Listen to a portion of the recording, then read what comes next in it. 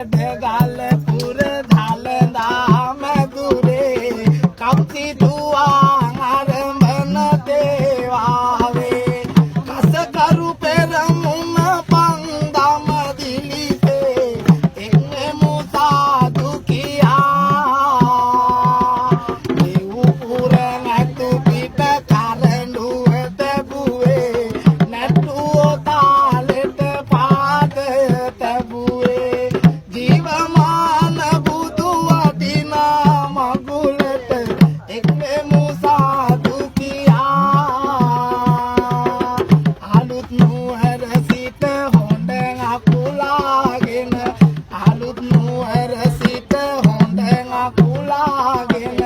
නවගමුවට ආවාද නැතා